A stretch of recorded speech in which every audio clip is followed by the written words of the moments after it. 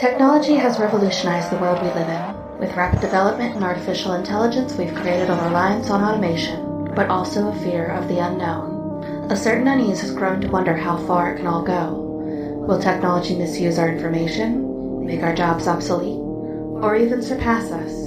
With the human race bound to the frightening power of machines, will there come a time where we will all have to submit to technology terror?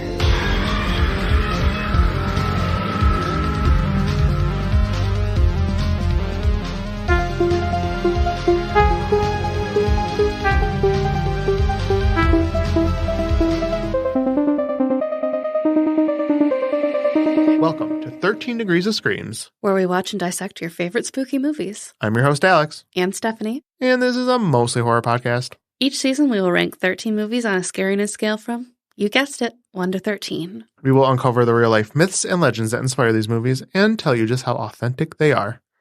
This week, we push little girls down a well in The Ring. Stephanie. Yeah.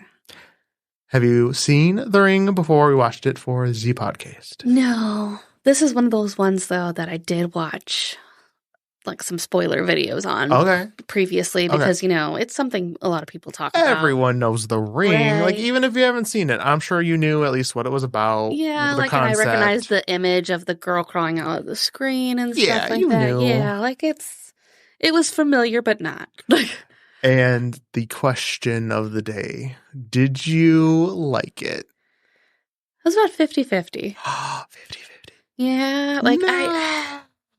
I mean, it did keep me guessing, I will say, but also a little confused by the end, honestly, with how everything turned out. Really? Yeah. Interesting. Yeah, just a little. We can discuss it later, but... Yeah, I think we will. Yeah. I think we might do that. I foresee that happening. But yeah, I don't think she's a super great mom. Oh, God, no. No. No, bad. No. I mean, bad. to be honest. We've seen worse, honestly. But... Yeah, the whole situation's bad. Yeah. So. Not great. So 50-50? You liked it 50-50? Yeah. Okay, at least you didn't hate it. Yeah, it's not like I thought I was like, oh, can't stand this, can't wait for it to be done. It kept me entertained, and there were a couple moments where I was like, hiding my eyes, and I was like, I'm ready for something to happen, and something's going to happen, and then something wouldn't happen, and then I'd be surprised later. So now that you kind of mentioned that, we had it ranked as our 13th movie. Yeah. Do you think it is the scariest one so far? Yeah, that's fair. Okay. I thought so from what I remember. So I did see this movie, and it's been a long time since I watched it. And I remember some of the jump scares and the faces. Yeah. And I was like, that I feel like is enough to warrant a high enough rating. Yeah. Because I remember it being fairly disturbing. So, yeah. Especially the jump scare at the beginning. Right. I'm sure you were like, what the fuck? Yeah, I don't appreciate that. So I would agree that this is probably the scariest one too. Okay. So far. But you enjoy this? This is one of your favorites? I do. I would say it's like one of my favorites, but I think it's a good movie. Okay. Very impactful for horror just in general. It's a big movie. So, I mean, Scary Movie 3. It's funny when we get to the plot. Like I've probably seen Scary Movie 3 way more than I've seen The Ring. So, like when I was watching The Ring, I was picking out all the parts they parodied, and I'm like, part of me can't take this seriously because I'm just thinking about Scary Movie. Oh God. Have you seen Scary Movie 3? No. You need to watch it now. It is so funny. There's this part. Have you seen any of the Scary movies? Not really. Oh my God. Well, there's this one character, Brenda. She's the best. And Samara in Scary Movie, it's focused around The Ring in the third one. She crawls out of the TV and Brenda goes like, Cindy, this bitch just done crawled out of my TV. So she beats her up. She's like, you're getting water all over my floor. It is one of the funniest scenes. Okay. I'll have to show you it. Yeah, for sure. Scary Movie 3 is, I think, my favorite scary movie. But point being is like I was chuckling because I was like thinking about Scary Movie 3. But yeah, I think out of all the movies, I think it's the best one so far. And I wanted to mention when I was watching this, it does the blue filter thing, but does it right, in my opinion. Yeah, it wasn't like noticeable. It just added it's toned down, but it still gives the effect that they're going for. But it's not like Twilight blue or right. We haven't had a blue filter in a minute, where we've actually like appreciated it. Yeah, I'm like, this is a blue filter done right. Yeah. But yeah, I really enjoy The Ring. I remember when I first saw it, I wasn't like super on board, but I feel like I appreciated it more for what it was, or what it did for horror at least. I mean, it's definitely, yeah, like you said, it was referenced in Scary Movie 3, but like it's referenced everywhere too. Yeah. Like if you look up horror movie memes or something, it's one of the ones that come up. Like, yeah, and Dead by Daylight, the game, one of the killers is Samara. Oh, really? Mm-hmm. They added her relatively recently, so she's one of the killers in Dead by Daylight. So, oh, okay. Yeah, it was good. I hadn't seen it in a long time, and I enjoyed it. For a 2-hour movie, it doesn't seem, I don't know about you, but it didn't feel 2 hours. No. Which, when movies feel long is usually a sign you don't like it very much. Yeah. But Videodrome? Or drum? Yeah. And that was like an hour and 20 minutes. Probably felt longer than this did, for sure. Yeah, so I'm glad. Okay, I'll take the 50-50. I was afraid you were going to be like, this is bad. No. I mean, I appreciated what it was doing and stuff like that. It was just like, I don't know what I could say negatively about it. I guess it just wasn't like what I would look for like in a horror movie. It wasn't exactly like suited to my taste of horror movie. Okay. But like I appreciated what they were doing with it. Yeah. I'll say that. That's fair. I thought it was a good mystery. Yeah. And then I really liked the whole countdown of like the time limit basically she has to do this. They were creative with that. Like when she goes up one of the elevator shafts or something to go see Noah or what's his face, like you can see 2 and then it's like 2 days. Yeah. Please. Run out of time. I will say the last 2 days are very bloated. Like the first 5 days kind of breeze by, but when we get into the plot, we'll go into more depth. But I'm glad it wasn't a complete loss. Would you say it's one of the better movies we watched so far? Oh, yeah, for sure. Like there's definitely a lot of effort put into it. It's definitely well thought out. Okay, cool. I'll take that. Yeah. Although there was a sequel. Not great. But I don't know about that one. I've never seen. Anyways. Before we get started with the movie background, we just wanted to start off with another podcast shout out. Into the Darkness was extremely kind with their shout out to us in one of their episodes, and we wanted to return the favor. He has a really fun show where each Friday he discusses 3 underrated movies, so make sure you check him out if you want to learn about some hidden gems in the horror genre. Yeah, I was scrolling through some of the titles, and a lot of them I've never even heard of. Yeah, right?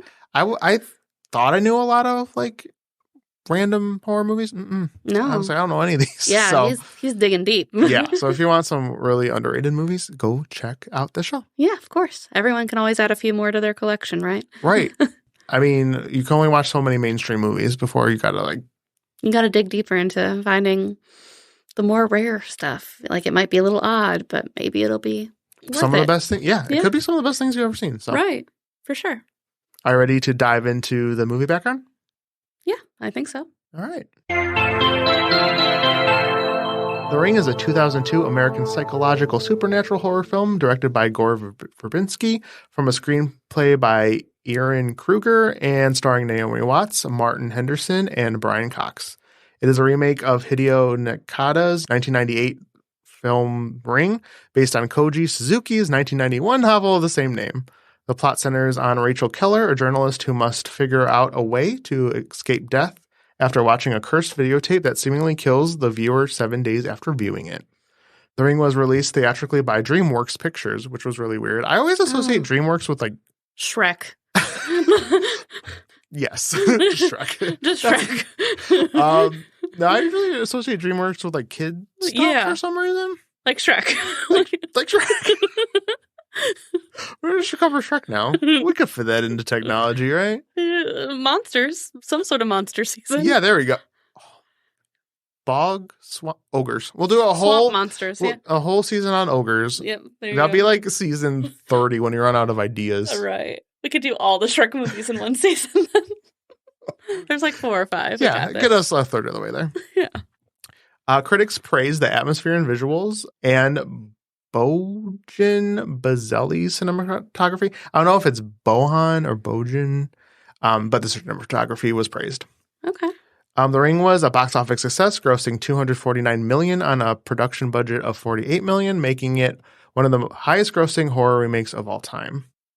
The film is the first installment of the American Ring series and is followed by The Ring 2 in 2005 and Rings in 2017. The success of The Ring paved the way for American remakes of several other Asian and Japanese horror films, including The Grudge and Dark Water, and I'm sure Pulse and stuff like that. Mm-hmm. I don't know if I mentioned it, but there is also a short film that is in between the first movie and the second movie. Oh. A 17-minute movie. I'll probably talk about it actually towards the end, but Ryan Merriman is in it. Oh. He's the main character in that. Really? He's also at the beginning of Ring 2. Oh, okay. And was this released individually, or is this something that I was missing from the end credits or something? Oh, no, it was like its own thing online. You could watch it. It's but I don't want to say what it's about before we talk about the plot. But remind me, and I'll tell you what that's about. Okay. And what the second one's about. Because, definitely curious. Yeah, should be. The Ring went into production without a completed script, actually. Kruger wrote 3 drafts of the screenplay before Scott Frank came on to do an uncredited rewrite. Gore Verbinski was initially inspired to do a remake of Ring after Walter F. Parks sent him a VHS copy of the Japanese film, which he described as intriguing, pulp, and avant-garde. The original WGA-approved credits listed Hiroshi Takahashi, the writer of the original 1998 screenplay for Ring, but his name is absent from the final print. So the advertising for this movie is really cool. Oh, yeah? Many promotional websites were formed featuring characters and places in the film. The video from the Cursed videotape was played in late-night programming over the summer of 2002 without any references to the film. They'll just play the Cursed image on the screen without anything. That is awful. Can I just interrupt you real quick? Yeah. So tell you about some way how the Saw franchise freaked me out as a kid? What's up? So Saw also did a commercial sort of like that where it just opens up on Jigsaw looking directly at you from the screen, like real close up, saying, "Do you want to play a game?" And my television at that moment decided to freeze. And I was like, shit is happening right now. And I freaked out for about an hour. Oh my God. Yeah. That's terrible. Yeah. What bad timing. Yeah, it was awful. I was like, no. Do I want to play a game? I do not. I mean, I'm home, but no. What kind of game? Mario Brothers? I'll play some PlayStation. Yeah, that's all I got. That's terrible. That's scary. Yeah. So I do not appreciate movies doing that. Like I get what they're doing, but I hate it. I think it's pretty cool. But also the best part, physical VHS copies were also randomly distributed outside of movie theaters by placing the tapes on windshields of people's cars. No. How cursed is that? I hate it. It's very cursed. Could you imagine just walking out, seeing that tape? And there's a videotape waiting for you? Mm-hmm. No. And it's just the tape from the movie. No. Outside of it being a promotion, that's still scary as hell. Right. Like, even if it obviously is not going to do what it does in the movie, but just having this tape. But still, like, that whole first week after you got that tape and you watched it, you're kind of, like, second-guessing yourself a little bit, right? Like, right. You're like, what even is this? Because the movie didn't come out, so they don't even know what it is. Oh, yeah, true. Like, I thought it was after screenings of the movie, so you knew exactly what it was. No, it was literally... No. It's even worse. I hate it. Because you'd have no idea what it's even for. You wouldn't know it's for a movie. You'd know nothing. So, although it's also no good. It's a cool idea. Rude as fuck. Right.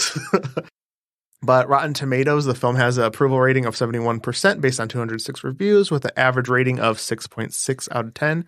It's almost like 50%. You're almost there. The site's... I agree. Yay.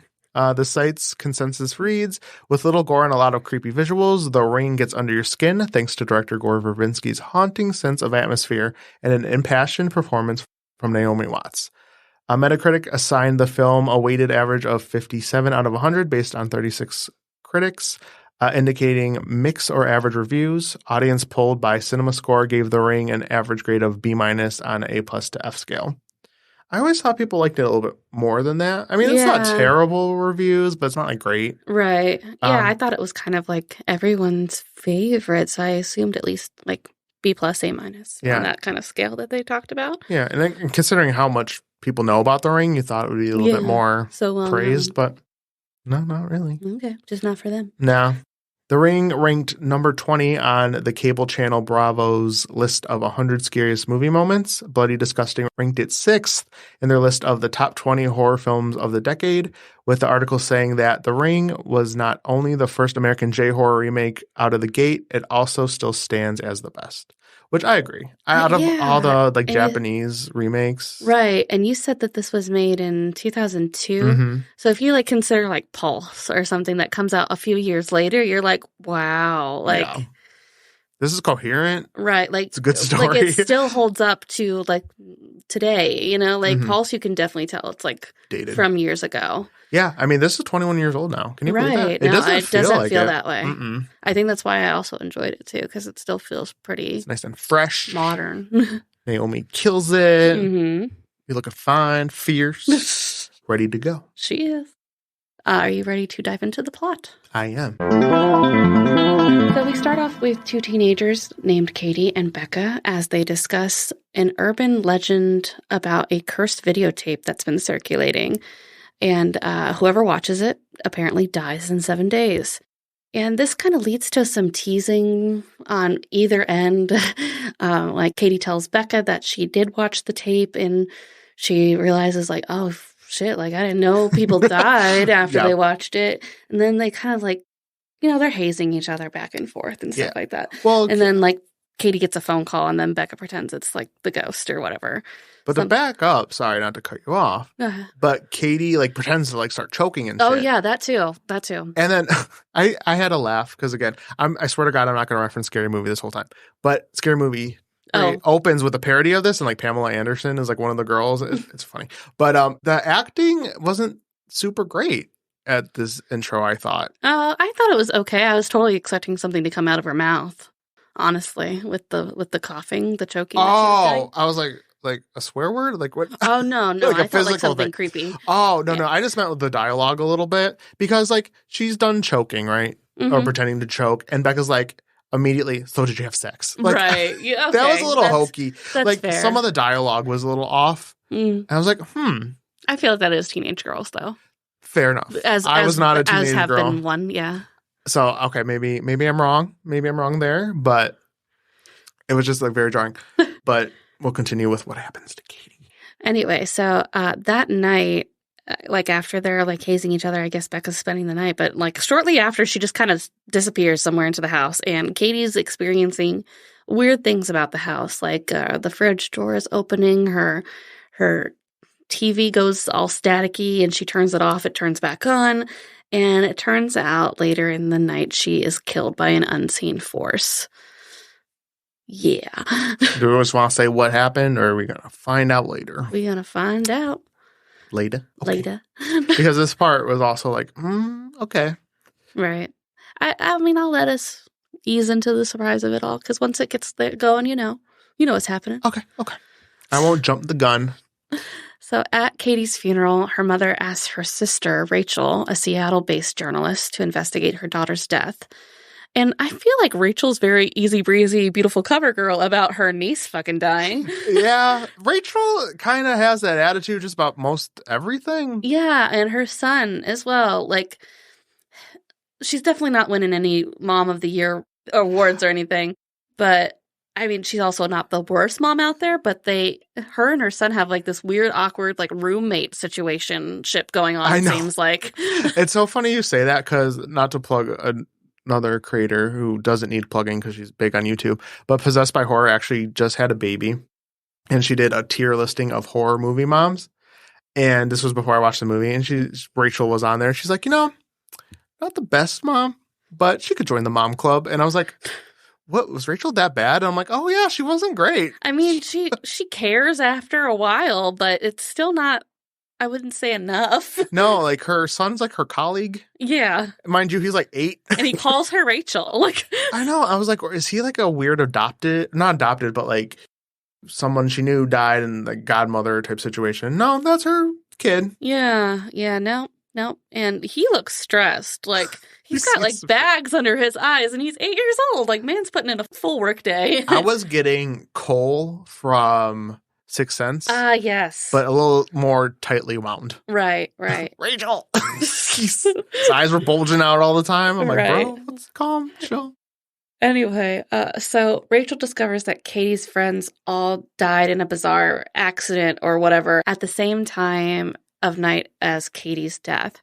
And I feel like this would be more widely known, too. Like, everyone would be like, 5 kids from the same friend group all died, Yeah, that's a little sus. Maybe let's bring that up. Like, no, they were all just in different obituaries. Yeah, just, I guess, because some of the kids were from a different school. So she found out that these teenagers went and watched this tape in a cabin on this Shelter Mountain Inn, which looks like a creepy-ass cabin to start with. So, why? I mean, it seems like it's one of those like really cheap to rent cabins. I mean, it wasn't that bad, but I stayed in a cabin like that before. Like, not super fancy or anything. So I could see like a weekend thing there.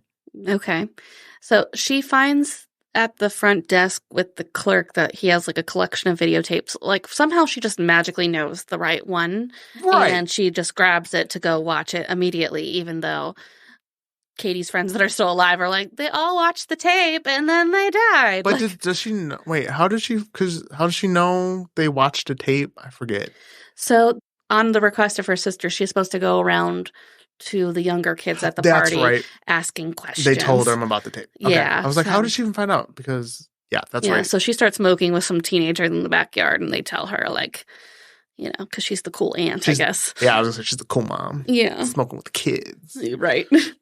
So, she watches the tape and it contains like a lot of black and white, odd images of bugs and nails going through hands and lighthouses, all kinds of weird stuff. Dead horses. A woman falling off a cliff into the ocean. Right. So then after she's done with the video, she then receives a phone call from an unknown caller who whispers, 7 days.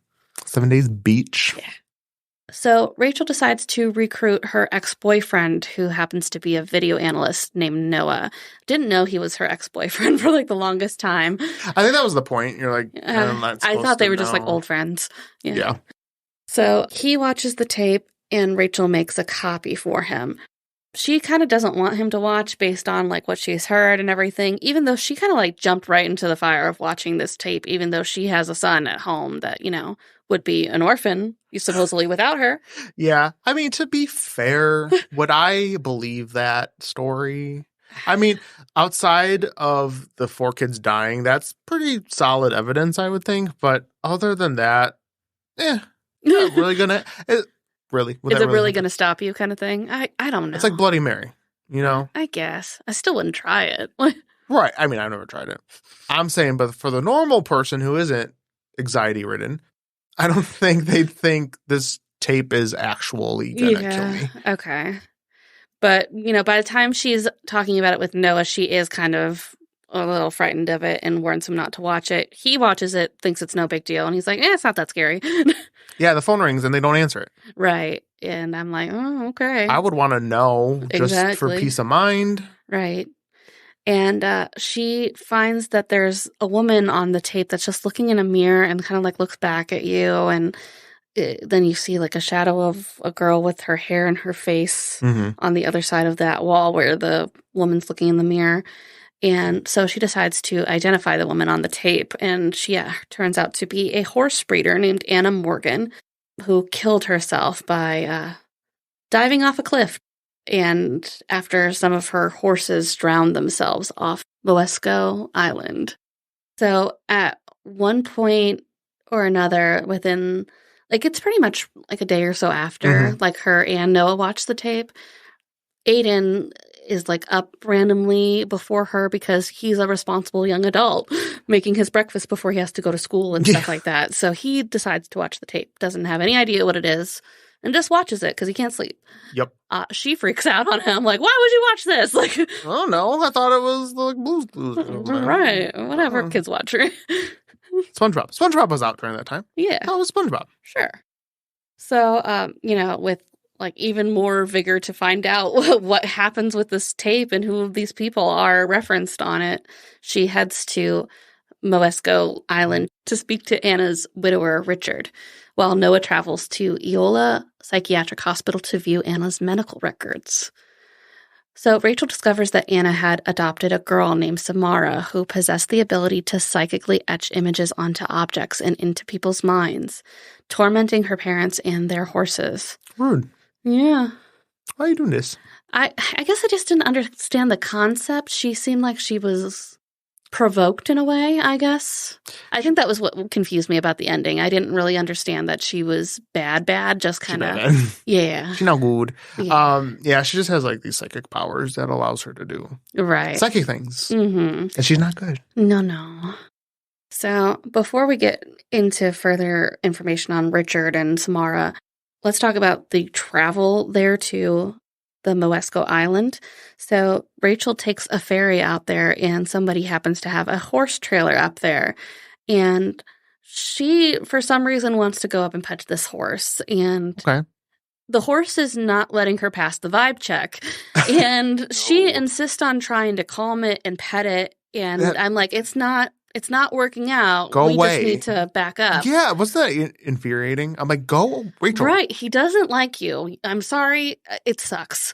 Horses aren't everyone's friend. You gotta go. Yeah. But he freaks out and like eventually busts out of his trailer and just kind of goes berserk, running throughout the ferry. People are chasing him.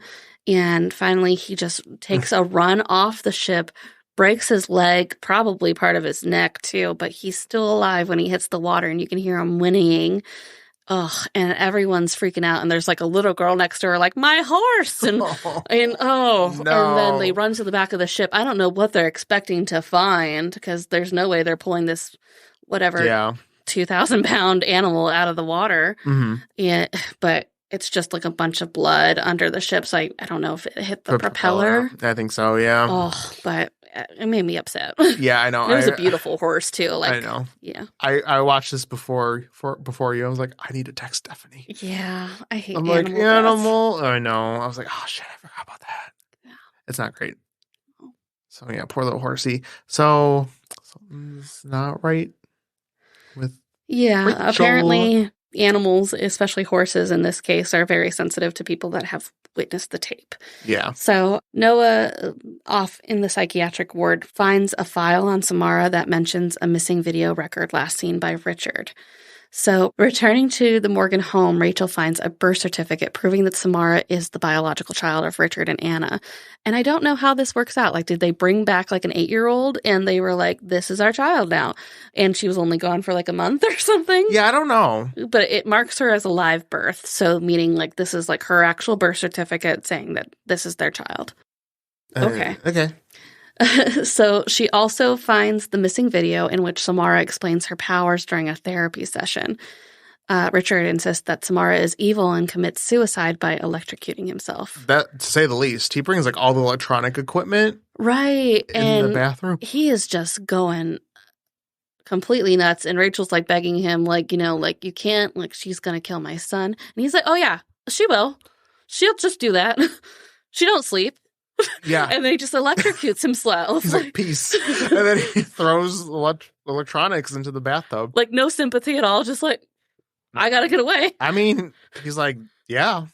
Bitch, bye. What are you gonna do about it? I don't know. Yeah, I guess. So Noah and Rachel find a loft in the barn, apparently because Samara is sending messages or images to Aiden. And he says something about how she doesn't like the barn. The horses keep her up at night. So they go into the barn and see this ladder, and up there is a loft with like a full children's set of bedroom items, like bed, toys, dresser, and stuff like that, and a TV. And apparently she had been up there the whole time. So it's fucked up. Yeah. But like, was she always evil? Was she? I'm guessing. Otherwise, they would have let her live with them for a while. Right? I was like, do we feel bad for her though? Right. She's a little girl, but like, is she? It's a gray area because like, if you evil, I don't care how old you are, get the right. And it's confusing too because like they find out who this couple is because of all these random horse deaths. Like, there's a lot of articles about these horses just kind of like breaking out of their pens and like going to the ocean and trying to like off themselves. So why would you put your evil daughter person in the stable with the horses if you think they're connected? Maybe that happened after she was put Maybe. Like, it didn't happen until she was put up there? Perhaps. I don't know. But and then, like, maybe... She does say in the video, the interview, where she's like, Daddy only likes the horses. Yeah, so maybe what had happened was nothing happened with the horses yet. They put her in there, and then that's when she, like, released the horses, and then they kill themselves. So it was, like, after she was already up there. Right. Ooh. So they apparently used this loft in the barn to isolate Samara from themselves and the outside world. So there's an image of a tree behind the wallpaper. Rachel recognized it as a tree of the Shelter Mountain Inn. So they returned to this. Back to I was like, a lot of driving, really. Yeah. Got only 7 days to figure all this out. I'd be dead. I wouldn't even get past the first puzzle. Right. I was like, oh no. Yeah, there's a lot of montages. Well, not montages, but scenes of her, like, finding files and going through paper. I'm like, I live for this shit. Like, research in the library and shit. Yeah, right. Find out the clues. So they return to Shelter Mountain Inn, where they are led to a well beneath the floorboards. It's a crazy ass big well with like a huge cinder block on top of it. Yeah, and Rachel's 7 days is pretty much up. Yeah, so, the sun is basically setting at this point. Yeah, and I guess that's exactly when she watched the video 7 days earlier. Mm-hmm. So she gets like attacked by the television that's somehow under. Oh, it must have like fallen in from the floorboards down by the well, and then it falls in over by the well, but like pushes her in. Well, because they break the floor. Right. So then everything's kind of like tilted towards it. Yeah, because there's like a thing of marbles that they smashed, and they all like kind of gather in the middle, meaning it dips like under down. here. Yeah, I wouldn't have thought anything about that. I don't think. I would have been like, that? Huh, okay. Arrows pointing that way. I know. I have my eyes closed. What are you talking about?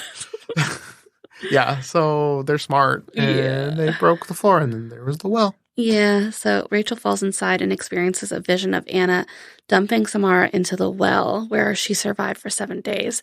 So, like, we're seeing in a flashback, Anna puts, like, a trash bag over her, and she kind of takes it off her head pretty quickly, honestly. Like, not saying, like, I really want to see a woman strangle a child, but you're like, I think medically, I think it says it takes like several minutes to kill someone suffocation. Like that. Okay. Yeah, it was not enough time. Yeah, like true crime stuff. Too much true crime for me. Yeah. But so apparently she tosses her down the well and she survived for 7 days. Yeah. That sucks. So that's why you get 7 days. Right. So Samara's body surfaces from the water, and like the whole time she was in the well, I'm just like watching between my hands. I'm like, nope, just no, I don't see anything. Yeah. And after Rachel is rescued, they arrange a proper burial for her. And it seems nice. Like, she kind of sees Samara as she was, and like she strokes her cheek and tells her, it's going to be okay. And then she just kind of fades away into a skeleton. Yeah, she looks fine. And can I say real quick about this well? It's a big well. But when you first see it, it doesn't look too big. She's down there. It is way bigger than the top of the well. Yeah. And also, the water goes up to like her knees. For the length she fell, she would have not survived that. Right. It wasn't deep enough to stop her falling. Yeah, no, that's I was like, true. She would have been dead. Yeah. Because she's standing in it just fine. Yeah. No, and it's a far drop. Yeah. So I was like several stories deep, honestly. And she's like, fine. I'm fine. Girl, no. When I jump into the pool at my complex, and then the 9-foot section, I could almost reach the bottom just from jumping in. Like, no. Homegirl, she fell, and she would have broken something. Mm-hmm. She was fine. And just because, like, she was pushed, too, like, she would have broken, like, her arm or something on the wall of the fall. Yeah. Whatever. Yeah. It was just one of those things that took me out of the moment. I'm like, that doesn't seem right, but okay. Right. So she comes home and tells Aiden, like, it's all over. We found her. We helped her. And Aiden's like, oh, fuck Rachel. Like, you're not supposed to help that girl. You dumbass. It was like I thought we were all on the same page here. You're not supposed to help her. No, it was like record scratch. She's like, you motherfucking idiot.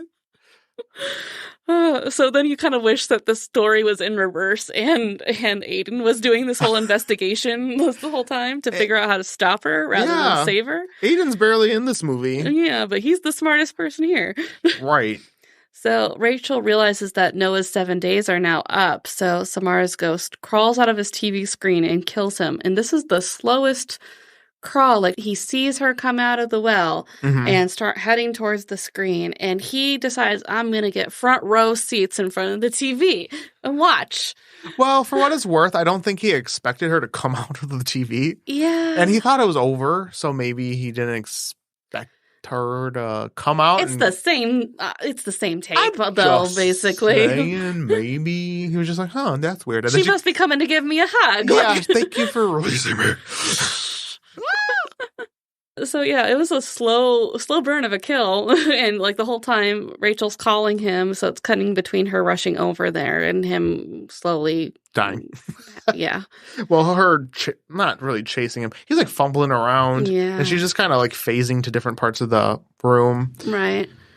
So, unable to deduce why she was spared, Rachel realizes that the tape seen by Noah and Aiden was a copy she'd created. She saves Aiden by having him make another copy to show someone else. I don't get that. Yeah, I don't. I guess as long as you're distributing it to somebody else, it doesn't. Why didn't you make a copy? Why can't you just give them the original and be like, here you go? You know? Yeah, I don't know how that all makes sense. I tried looking into it, and I don't. It doesn't make sense to me. I think it was basically because they were purposefully spreading the curse, basically. Right. Yeah.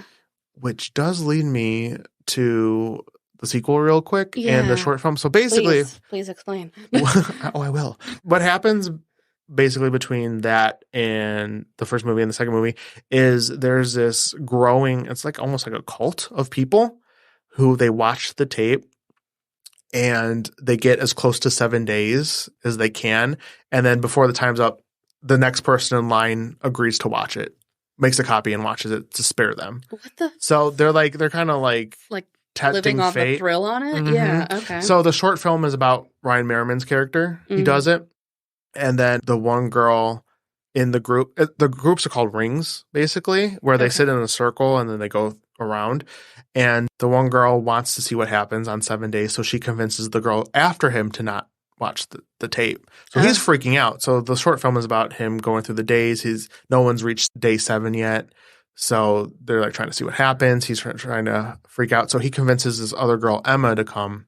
So that's how the short film ends. And then the second movie starts with him dying because we find out that Emma closes her eyes while she watches it. So he dies at the beginning. So that's another twist too. Like apparently if you shield yourself from it, which is funny too, though, because when Rachel catches Aiden watching it, she like rips it out immediately and like shields him. Like maybe it was too far in. Maybe because this Emma girl closes her eyes. So basically, what happens is there's now these cults and stuff that watch this film to see how close they could get to 7 days and shit like that. That's not necessary. No, the second movie's not good. No, it's not great. And I didn't see the new Rings, the 2017 one, but I think that has to do with making it viral and stuff, which I think probably a little like Unfriended. It's too much. In a way. Yeah, I like the simplicity of the first one, where it's just like it is very timeless, even though it does have the VHS tapes, but still, like, other than that, there's not like a ton of reference to actual technology and stuff like that, so you can kind of feel like it's at any time. Sorry, I just remembered part of the second one. Like, Aiden gets possessed by Samara and stuff, and he's like acting as her and stuff. It's really I think I briefly read the description when I was looking it up to see what the second one was about, to see if it was including Aiden and Rachel or if it just moved on. And I was like, Samara's after Aiden? Yeah, I think so. We didn't really touch upon it, but Aiden does have psychic abilities too on his own. They don't really explicitly say that, but from the research I did, he does have natural abilities. That's why he's like always drawing these pictures and stuff. Because remember, he drew the picture before. Oh, before his cousin died. So his cousin was Katie, by the way. I don't know if we mentioned that. Yeah. So I think that's why she's drawn to him, or there's that connection there, because like she wants Aiden specifically. So okay. Yeah, and I back to Katie. This girl, so she pretends and freaks out that she's dying, right? I'm like, and you actually watch the tape. Like, why are you not freaking out? Yeah, and assuming that she had the same 7 days as Rachel and Noah and everything, like you would have all of the creepy hallucinations and dreams and the handprint on your arm. And yeah, I would not be joking about that because I think it's real at that point. Yeah, I wouldn't think it was just nothing. So I was like, girl, no. Girl braver than me. Exactly. So that was a little silly. Dumber. Yeah. So do you want to hear the urban legend that the Ring movie is based on? There's an urban legend? Yeah. Outside of the book? I did. I found one, yeah. Interesting, yes. So the Ring movie is based on a combination of fictional and non-fictional sources, including a 1991 novel titled Ring by Koji Suzuki and a Japanese 16th century legend known as Okiku's Well. Oh. So Okiku's Well is a frightening legend that haunted the people of Japan for centuries. This sad and eerie tale tells the story of a beautiful servant named Okiku who lived in the household of a samurai lord. One day, the samurai purchased a set of 10 precious plates and entrusted Okiku with their care. However, one night, Okiku discovered that one of the plates was missing. After an extensive search, she was unable to find it and was accused by her master of losing it. Despite her protest of innocence, the samurai ruthlessly killed Okiku by throwing her into a well. Damn. Yeah. Oh, no. It is said that after her tragic death, Okiku's restless spirit returned to the well where she started to count plates, starting from 1 to 9. However, when she reached 9, she would let out a blood-curdling scream that could be heard throughout the surrounding area. The well became a terrifying place for the townspeople, and they would avoid it at all cost. The legend of Okiku's Well swiftly spread throughout Japan and became a popular subject of ghostly tales. Visitors to the legendary well have reported feeling an eerie presence and often hear faint voices or ghostly whispers. Even to this day, many locals consider the well cursed, and it remains a popular attraction for thrill seekers and ghost hunters. Some people believe that Okiku's ghost can be appeased by returning the missing 10th plate to the well. To this day, it is said that offerings of flowers and origami birds are left at the well to appease the restless spirit of the beautiful Okiku. Can someone get her the damn 10th plate? Right. Where's the dish? She don't care about no origami birds or flowers. Give her the plate. She's like, yeah, it's nice, but where's the plate? Thanks, I guess. Interesting. I never heard of that before. Yeah, I thought it was really interesting. It also said it was, like, some of the movie was based off of the director and the producer's real-life experiences, or maybe the director and the screenwriter, but I couldn't find exactly what they were referencing. Yeah, what happened? I don't know if they, like, the crime part of it, like the research part of it and everything, okay. And maybe, like, what was going on with the horses, maybe. Mm-hmm. I don't know. I couldn't find any specifics, though. Okay, interesting. See, this is like back to fear.com. This is like a good version of that where there's like detective work. Yes. And paranormal with a little bit of technology. This is how you do it. This is a nice mix. Yeah. I appreciate that. Yeah. Interesting. That's a cool story. I've never heard of that. I was happy to find something. I love when we find like the urban legends that they're based off of. Mm-hmm. So gives it a little deeper feel. Yeah. I like it. Thank you for listening. If you enjoy the show and listen on Apple Podcasts or Spotify, giving us a 5-star rating is super helpful and we will appreciate that. You can find us on social media using 13 Degrees of Screams. This has been 13 Degrees of Screams, and we will see you in 7 days. I mean, next week. Oh, you beat us to the punch. Oh, yeah, next week, 7 days.